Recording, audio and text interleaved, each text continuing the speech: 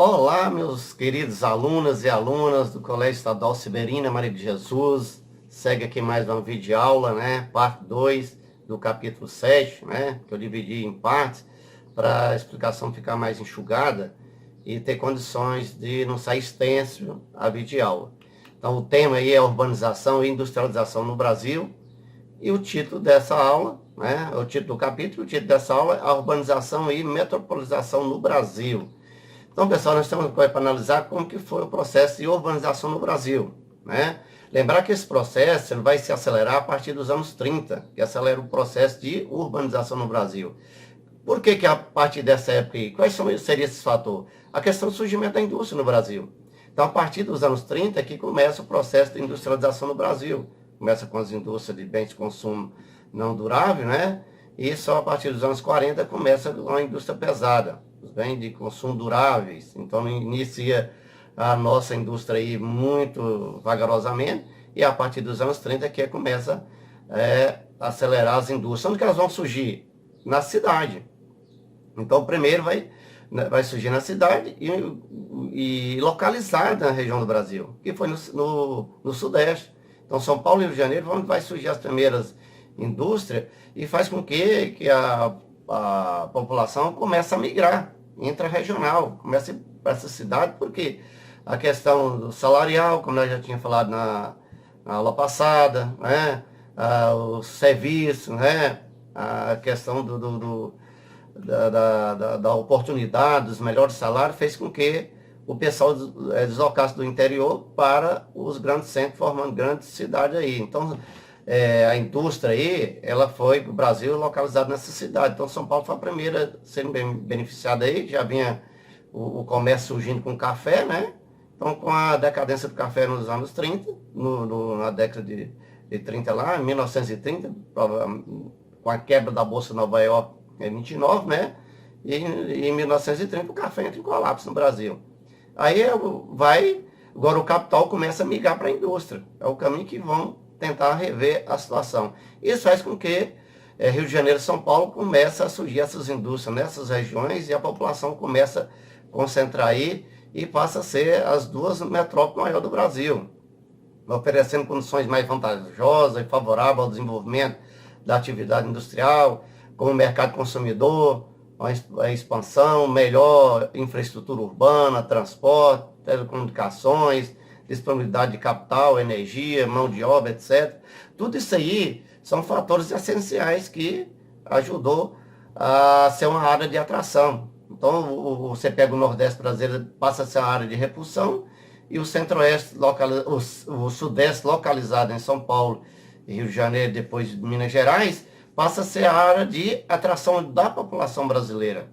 Sem contar também os imigrantes que vêm de fora, né? Dos outros países para cá. Isso faz com que essa cidade ela se cresça exageradamente. Como nós tínhamos falado naquela aula passada lá, é a partir dos anos 50 que se acelera o processo. Então as multinacionais vêm do Brasil a partir de 54, com um projeto de Juscelino Kubitschek, né, que ele vai propor lá para 50 anos e 5 anos, e faz com que, né, ele anuncie aí uma economia tripé, né, que vai surgir no Brasil. Então vai surgir o capital privado, né, que as multinacionais vão trazer, uma nova moeda aí que é o dólar, né? Lembrar que a partir de 1948 o dólar passa a ser a moeda oficial do mundo, e consequentemente vem a abertura do mercado multilateral, porque até então, até a Segunda Guerra Mundial, existia um capital,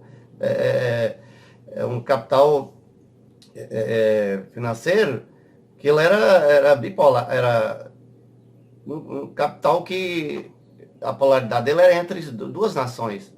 Então a multipolaridade do capital é que faz os países agora aí ter condições de negociar com todos os países do mundo, a partir da Segunda Guerra Mundial.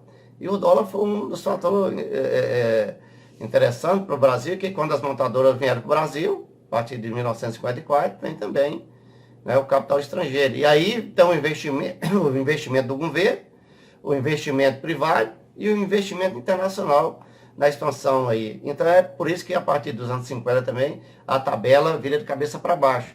nós tínhamos aí nos anos 40, 80% da população rural e 20% urbana. Em 1955 já passa a ser 45% urbana e 55% rural. Olha que situação é chegando.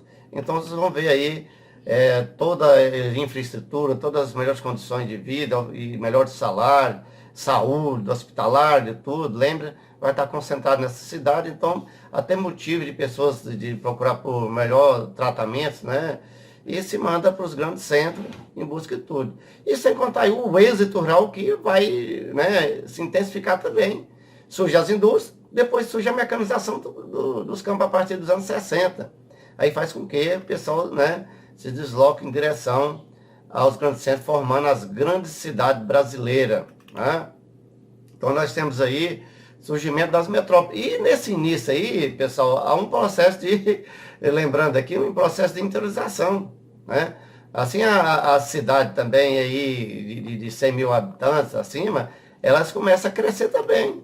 Que vai surgir as cidades aí, que o crescimento delas realmente é na horizontal, criando aí, emendando uma cidade a outra aí, e essa cidade vai se destacar aí como grandes metrópoles aí, Belo Horizonte, no Sudeste aí, Salvador, Recife e Fortaleza no Nordeste. Lembra que nós já falamos de São Paulo e Rio de Janeiro, que se destacou lá a partir dos anos 30, e a partir dos anos 50, né, vai surgir também essas outras metrópoles aí, a partir dos anos 50, que começa também nessas outras regiões aí, a cidade, surge um comércio forte na cidade, a população começa a migrar para essa cidade. Então, depois de Rio de Janeiro e São Paulo, vai em si interiorizando o crescimento das cidades brasileiras, as metrópoles, aí, como eu falei, Belo Horizonte, Salvador, Recife, Fortaleza, no Nordeste. Tá?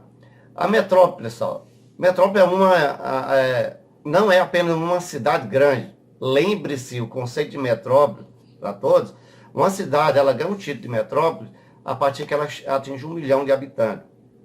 E a partir daí também, pessoal, ela começa a se expandir. Ela começa a assumir uma hierarquia. Vem a questão administrativa, né? Vamos pegar Goiás aqui, por exemplo. Onde está a capital do estado? Está em Goiânia, que é a capital. Onde está o poder administrativo também. E fez com que a cidade em volta crescesse em direção aí aos municípios vizinhos, se integrando uma cidade à outra, e surgindo aí a questão da cidade, você não conseguir mais separar uma da outra aí, chamada conurbação urbana. Então isso aí vai acontecer nesse sentido aí, e cria as redes urbanas aí, integrando essa, aí passa a se chamar a grande metrópole, né? Essa área urbana aí. Então passa a se integrar várias cidades. Você pega aqui Goiânia, por exemplo, como exemplo aí, nós temos Aparecida, Senador Canedo, Trindade, né, que são as maiores cidades, está localizado sem contar Bela Vista, em umas e diversas outras, criando aí uma região metropolitana, onde tudo que é decidido aí, pessoal, é através de um conceito de organização de cidade, e como a questão do plano diretor da própria cidade, ela começa a ser discutida em conjunto. As regiões metropolitanas, com os grandes incrementos populacionais na metrópole, cresce também, né, os bairros periféricos, cada vez mais distantes nas áreas. Aí, gente, quando, imagina aí, começa a crescer a metrópole, vem a especulação imobiliária, a questão dos lotes, começa a ficar caro demais, e aí as regiões vai ficando cada vez mais periféricas, né, atingindo até as cidades vizinhas aí, e formando aí, de novo, aí a chamada conurbação urbana. O que é a conurbação urbana? É quando a metrópole ela se liga à cidade vizinha e você passa de uma cidade para outra e você não vê diferença. Se você pegando aqui como exemplo Aparecida de Goiânia, se você for pelo bairro Hilda aí, ou pelo terminal Cruzeiro do Sul, não tem nenhuma placa lá dizendo divisa de Goiânia com Aparecida. Você atravessa uma avenida na outra ali, a Rio Verde para Goiânia, você não vê diferença. Isso é chamado de conurbação urbana. É só quem é Aparecida? Não. Senador Canedo, Trindade, já tudo está ligado, os bairros ligados aos bairros de Goiânia.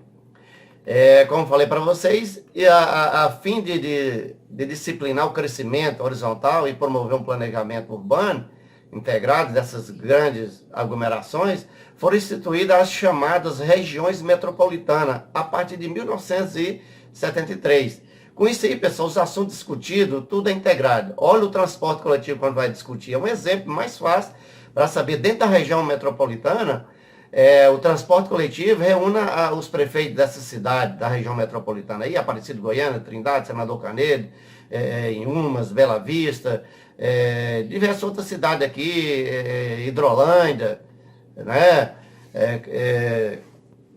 Aragoiânia, diversos outros que eu vou pontuar aqui, posso vou estar esquecendo os nomes de outras aí, mas está dentro da Grande Goiânia. O transporte coletivo é um desses casos disciplinador, que é mais fácil vocês verem quando vai aumentar o preço da passagem e a qualidade do transporte coletivo, se une, né, reunidos, né, todos esses prefeitos aí, para discutir o melhor transporte urbano para a população, e preço, tarifa e tudo. Então, um exemplo também disso aí. Então, também a cidade ela tem vários outros critérios para obedecer à região metropolitana. São tudo discutidos nessa situação aí.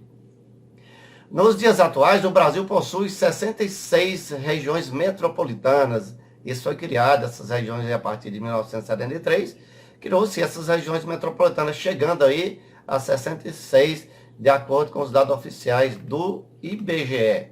A desconcentração industrial e a urbanização. Pessoal, a partir de 1980, há uma interiorização da indústria brasileira, né? Há fator que explica isso, são vários fatores, mas o principal deles chama a criação dos incentivos fiscais, tá? Entre esses incentivos fiscais aparecem outros, né? Vai surgir o sindicato a partir dos anos 80, se fortalecer o sindicato. A mão de obra fica mais cara nos grandes centros urbanos e faz com que essas cidades, essas indústrias vão procurar cidade aí de 100 mil habitantes a 500 mil habitantes para se expandir. Lembra aí, a partir dos anos 90 que vem indústria aqui para o Brasil, para Goiás aqui, ó. Você pode verificar aí a Mitsubishi, tem aquela lá do Rio Verde, Rio Verde mesmo, né, a Perdigão. Então são várias que vieram para cá a partir dos anos 90. Isso atrás dos incentivos fiscais e fugindo também dos altos salários na região sudeste, igual São Paulo, Rio de Janeiro, a Grande Belo Horizonte. Então, além do sindicato forte, os salários também são fortes. Então, eles ganham incentivos fiscais e com mão de obra barata, o sindicato não é articulado igual lá e acaba a mão de obra sendo muito mais barata e eles começam a produzir mais com menor custo de mão de obra. Isso faz com que as indústrias vão desconcentrando, saindo de São Paulo, Rio de Janeiro e Belo Horizonte, se migrando para o sul do Brasil, para o Nordeste, para o Centro-Oeste, e faz em busca de vários outros fatores. Esses são os mais essenciais para estar com o principal, o incentivo fiscal, foi criado aí, virou até uma guerra fiscal. E em troca desse incentivo fiscal, pessoal, o município dá todo o espaço, a infraestrutura, né, vai dar para construir essa indústria aí, e sem contar em busca de desenvolvimento. Traz a indústria, vai gerar mais emprego, vai trazer mais renda para o município e acabou virando aquela guerra fiscal. Então é uma dessas situações aí para a gente estar estudando. No final, pessoal, tem uma atividade, boa aula, tá? E bons estudos aí. Faça aí, são 5 exercícios, responda eles e envia no meu WhatsApp, tá? Valeu aí, boas aulas aí.